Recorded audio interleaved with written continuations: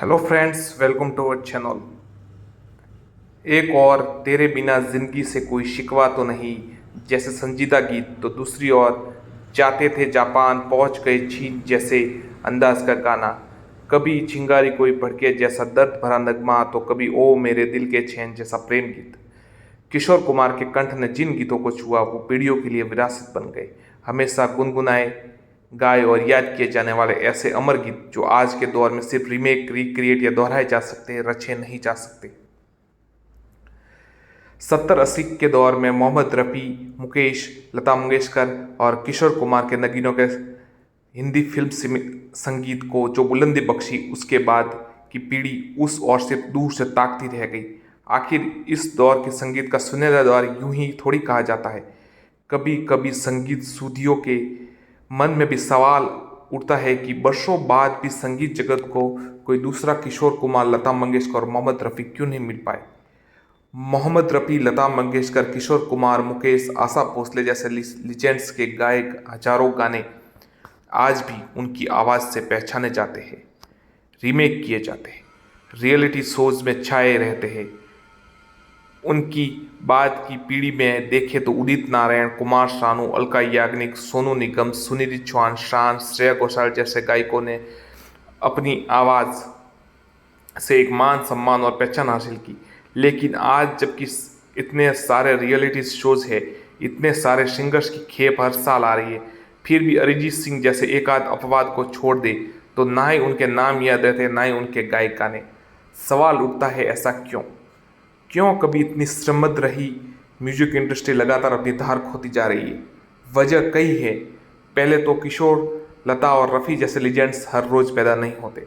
दूसरी वजह है म्यूजिक इंडस्ट्री में वक्त के साथ बदलाव।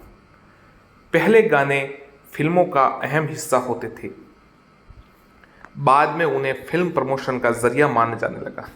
लिहाजा ऐसे गाने बनाओ जो झट से लोगों को ध्यान खींच सके। इसके चलते झमाझम झन्नाटेदार म्यूजिक इंस्ट्रूमेंट सांजीदों और सुरों पर हावी होते गए। फिर हनी सिंह और बादशाह जैसे रैपर्स के उदय के बाद गानों के बोलों से ठहराव भी गायब हो गया। वजह यह भी है कि अब दिमाग नहीं चलाते, रीमेक बजाते। नई बोतल में पुरानी शराब की तर्ज पर पुराने गानों को ही रीमेक करने का दौर शुरू हो चुका है। रिक्रिएशन के आसान रास्ते पूरी फिल्म म्यूजिक इंडस्ट्री चल रही है। किसी पुराने हिट गाने की हुक लाइन उठाओ, उसमें तेज बीट्स वाला म्यूजिक जोड़ो, थोड़े नए अंतरे बनाओ और बजाओ। अब सोचिए, जब गाने ही पुराने हो गए तो नए गायकों का नाम लोगों की जुबान पर कैसे चढ़ेगा? ऐसे में कहना गलत न होगा कि संगीत का वह सुनहरा दौर दुनिया पित्तल दी में कहीं गुम हो गया। ऐसे ओरिजिनल गानों पर रिक्रिएशन करने वाले गानों की तरजीह देने के खिलाफ तो कई जाने माने गायक और संगीतकार तक आवाज़ उठा चुके हैं। सिंगर कंपोजर अदनान सामी इससे बहुत ही अनहेल्दी ट्रेंड मानते हैं। बकौल अंदाज कुछ फिल्म मेकर बहुत ज़्यादा शेप खेलने के चक्कर में ऑलरेडी हिट गाने की ऐसी तैसी करने उसे नए अवतार में ले आते हैं। इससे वे ओरिजिनलिटी को मार रहे हैं। इस चक्कर में वे नई मेलोडी को मौका नहीं देते। इसे वे बहुत अनहेल्दी ट्रेंड मानता हूँ। आज हमारी युवा पीढ़ी के पास उनके गाने नहीं है, ये बहुत दुख की बात है। जानी मानी गायिका सुनिधि चौहान कहती है, हम एक निश्चित तौर गलत कर रहे हैं कि हम ओरिजिनल म्यूजिक को सपोर्ट नहीं कर रहे।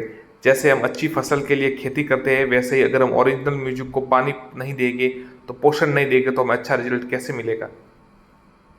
आने वाले युग के लिए सदाबहार गाने कैसे बनेंगे? मुझे लगता है यहाँ पर थोड़ा सा लोगों को समझना चाहिए।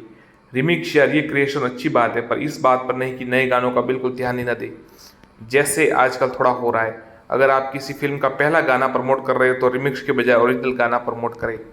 एक और वजह यह भी है कि अब रियाज नहीं है, ऑटो ट्यून सेट हो रही है आवाज़। समय के साथ तकनीक मजबूत होती गई तो संगीत जगत को ऑटो ट्यूनर का तोहफा भी मिल गया। फिर क्या था, सिंगर तो सिंगर, सारे एक्टर भी गायक बन गए। ऐसे में भला बरसों बरस रियाज करने वाले सिंगर्स की कदर कौन करे? कभी सिंगर बनने का सपना संजोने वाली कॉमेडियन सुगंधा मिश्रा मैं किशोर कुमार कहती है कि मैं किशोर दा को अपना आइडल मानती हूँ। वह सिंगर थे, एक्टर थे, कॉमेडियन भी थे। मैं भी मल्टीटास्किंग कर लेती हूँ, म्यूजिक मेरे खून में है, वह कभी चाह ही नहीं सकता। बाकी आप खुद देखिए अब कैसा प्लेबैक हो रहा है। आप इतने गाने सुनते, आपको पता भी नहीं चलता कि किसने गाया। सारी आवाज़ एक सी लगती है। वह टाइम अलग था कि अलका जी, कविता जी और लता जी पूरे एल्बम गा रही है। तब सिंगर्स का एक नाम था, अब तो सिंगर्स एक दो दो लाइन गाते हैं, एक्टर्स भी गा रहे। श्रद्धा कपूर, आलिया भट्ट, सलमान खान सब खुद के लिए गा रहे। आज ऑटो ट्यूनर होता है, सिंगर सारे घर बैठ गए, कोई भी गा रहा है, सुर देखा नहीं जाता। मैंने खुद घंटों घंटों रियाज किया, लेकिन अब कोई क्यों करेगा जब आपको पता है कि मशीन है वो ऑटोमेटिकली ट्यून कर देगी। सिंगर शान भी मानते हैं कि फिल्मी म्यूजिक की क्वालिटी में वक्त के साथ गिरावट आई। बकौल शान 80 और 90 के जो परफॉर्मर्स थे उनकी क्या स्केल थी, वहीं आज के परफॉर्मर्स बस एक ही स्केल में है, पता ही नहीं, बोले जा रहे हैं, गाए जा रहे हैं। दरअसल म्यूजिक आज सिर्फ एंटरटेनमेंट बन चुका है। वह पोइट्री, पेंटिंग या दूसरे कई आर्ट फॉर्म के मुकाबले काफ़ी ज़्यादा लोगों तक पहुंच रहा है। तो डिमांड ये है कि म्यूजिक ऐसा हो जो सबसे कम म्यूजिक समझने वाले की भी समझ में आए। यह एक नंबर गेम हो गया है कि 2% लोग अगर म्यूजिक समझते हैं तो 98% लोग म्यूजिक नहीं सुनेंगे। म्यूजिक पिछड़ा है क्योंकि मास के लिए उसे पिछड़ना ही होगा। एक सिंगर इनके मोहम्मद रफ़ी साहब, किशोर कुमार, लता मंगेशकर, आशा भोसले, मुकेश कुमार और उसके बाद कुमार शानू, सोनू निगम, उदित नारायण, शान, अभिजीत भट्टाचार्य, ये सिंगर आए। और उनके बाद जो अब वर्तमान पीढ़ी में अरिजीत सिंह अच्छा गा रहे हैं, पर उनके बीच एक महान सिंगर के नाम हमने नहीं लिया, जो मशहूर अभिनेता महमूद के बेटे लकी अली।